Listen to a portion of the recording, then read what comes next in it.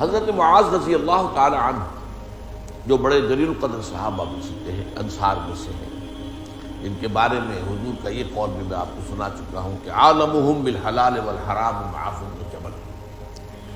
میرے صحابہ میں حلال اور حرام کا سب سے زیادہ جاننے والا وہ معاذ بن جبل ہے رضی اللہ تعالی۔ وہ بیان کر رہے ہیں کہ تبوک کی طرف جب ہم سفر کرنے چل رہے تھے حضور کے ساتھ، اور آپ کو علم ہونا چاہیے کہ اس وقت حضور کے ساتھ 30,000 کا لشکر تھا، تو صورتحال یہ ہوتی تھی کہ رات بھر سفر کرتے تھے۔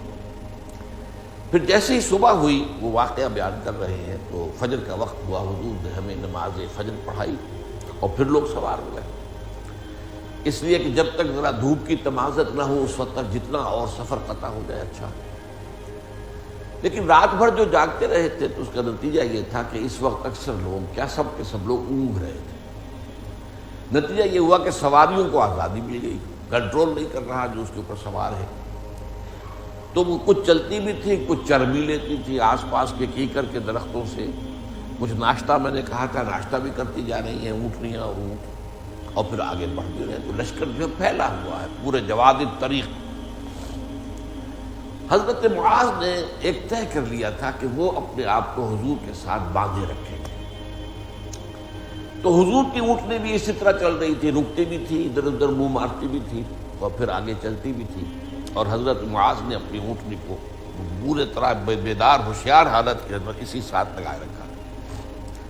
کہ اچانک حضرت معاذ کی اونٹنی کو ٹھوکر لگی۔ اس پر حضرت معاذ نے وہ لگام کھینچی اس کی تو اس سے بدک گئی۔ اب جب وہ بدک گئی تو قریب ہی حضور کی اونٹنی تھی، وہ بھی بدک گئی۔ اس پر حضور نے اپنے ہودج کا پردہ اٹھایا، ادھر ادھر آپ نے دیکھا معاذ کے سوا کوئی میرے قریب نہیں ہے، باقی سب لوگ جو ہے بہت دور ادھر ادھر منتشر ہے، تتر بتر۔ تو آپ نے پکارا، اے معاذ؟ انہوں نے کہا لبیک یا رسول اللہ، حضور میں حاضر ہوں۔ فرمایا ادنو، تو نے اور قریب آ جاؤ۔ تو اتنے قریب ہو گئے حضرت معاذ حضور کے ساتھ کہ دونوں کی سواریاں آپس میں رگڑ کھانے لگی، دونوں اونٹنیاں یا اونٹا جو بھی ہوں۔ اس وقت حضور نے سب سے پہلے تو ایک تبصرہ کیا کہ میں نہیں سمجھتا تھا کہ لوگ مجھ سے اتنے فاصلے پر ہوں گے۔ اب اس کا پس منظر میں آپ کو بیان کر چکا ہوں کہ ظاہر بات ہے کہ حضور کی حفاظت کا معاملہ، حضور کا یہ تو ہے، اس کے اعتبار سے تو آس پاس قریب ہونا چاہیے تھا لوگوں کو، اور سفر سے واپسی پر واقعہ بھی پیش ہوا گیا، وہ بھی میں بیان کر چکا، اب دوبارہ دہراؤں گا نہیں۔ تو حضور نے حیرت کا اظہار کیا کہ ہمارے قریب کوئی بھی نہیں سوائے تمہارے۔ اس پر جو ہے حضرت معاذ نے بجائے اس کے، میں نے لفظ استعمال کیا تھا بجائے اس کے کہ نمبر بنائے اپنے، اور یہ کہ دوسروں کی کچھ نہ کچھ جو ہے وہ تحقیر کر دے، یا اگر ہم میں سے کوئی ہوتا تو یہ کرتا۔ حضرت معاذ نے کہا حضور لوگ جو ہیں رات کی جو شب بیداری کی وجہ سے جو ہے اونگ گئے ہیں، تو وہ جو سواریاں ہیں وہ آزاد ہو گئی ہیں، وہ چر چک بھی رہی ہیں، چل بھی رہی ہیں۔ اب اس پر دیکھیے حضور کا تبصرہ کیا تھا، اما کنت ناعسا، ہاں میں بھی اونگ رہا تھا، آپ نے بھی کوئی اپنی کوئی مافوق البشر ہونے کی حیثیت کو وہاں واضح نہیں کیا۔ وہ جو بھی انسانی تقاضے ہیں، بشری تقاضے ہیں، وہ آپ کے ساتھ بھی، انا کنت ناعسا، میں بھی اونگ رہا تھا۔ اب اس کے بعد حضرت معاذ نے جب دیکھا کہ حضور مجھ سے اس وقت خوش ہیں، میں جو لگا ہوا ہوں ساتھ، تو اس پر ظاہر بات ہے کہ بشاشت ہے حضور کے چہرہ مبارک ہے۔ اب انہوں نے کہا خلوت بھی ہے کہ اللہ کے نبی مجھے اجازت دیجئے کہ میں آپ سے ایک بات پوچھوں، قد امرضتنی واسقبتنی واحزنتنی، جس نے مجھے بیمار کر دیا ہے، بہت غمگین کر دیا ہے، بہت ہی مجھے جو ہے سقیم کر دیا ہے۔ حضور نے فرمایا سلم ما شئت، جو چاہتے ہو پوچھو۔ طبیعت جو ہے اس نے آپ کو معلوم ہے بشاشت پڑتی ہے، ویسے بھی ظاہر بات ہے کوئی ایک صحابی سوال کر رہا ہے تو جواب تو دینا ہے، لیکن حضور کے انداز میں جو ہے وہ خاص بشاشت کا جو ہے پہلو ہے، سلام ما شئت، پوچھو جو چاہتے ہو۔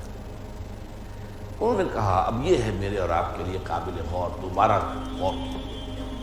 کہ حضور مجھے وہ بات بتا دیجئے، وہ عمل بتا دیجئے جو مجھے جنت میں داخل کرے، مجھے اس کے علاوہ آپ سے کچھ نہیں پوچھنا۔ یہ دھن ہے جو ہر اس بندہ مومن کے دل پر اور ذہن پر سوار ہو جانا چاہیے، اور یہ جلیل القدر صحابہ کے ذہنوں پر سوار ہے۔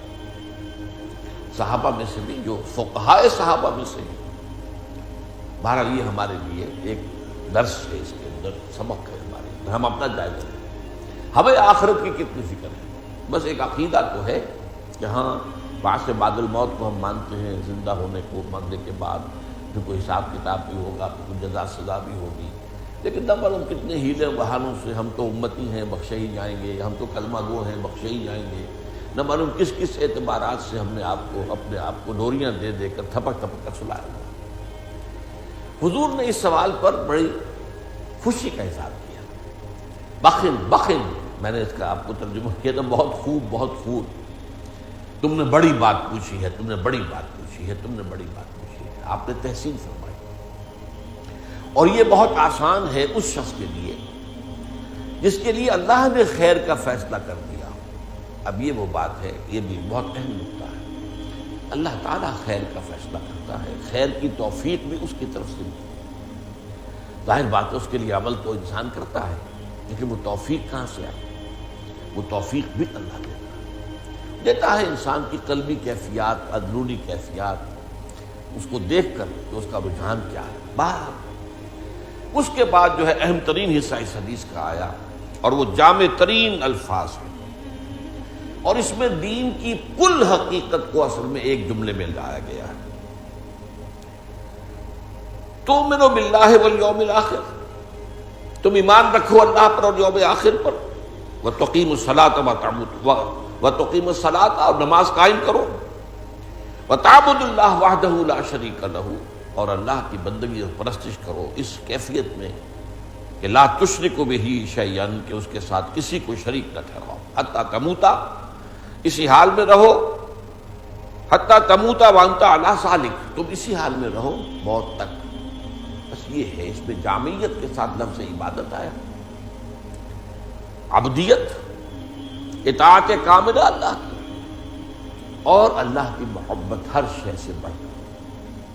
اور یہ اطاعت کاملہ یہ ہمہ وقت، ہمہ تن، ہمہ وجود، اور شرک سے بالکل پاک، اور شرک بھی، شرک فی الذات، شرک فی الصفات، شرک فی الحقوق، شرک جلی، شرک خفی، شرک فی العقیدہ، شرک فی العمل۔ اب یہ ساری باتیں یہاں تفصیل سے بیان کرنے کی نہیں ہیں، لیکن یہ جامع ترین الفاظ ہیں۔ ایمان، اور ایمان کے اندر جو سب سے بڑا لب لباب ہے وہ اللہ اور یوم آخر، اور عبادت رب، اور شرک سے بالکل پاک ہو جائے، اسی حال میں اگر رہو یہاں تک کہ موت آ جائے، کوئی حادثہ پیش نہ آ جائے کہ جس سے کوئی تمہاری کیفیت بدل جائے، تو جنت میں داخل ہو جاؤ۔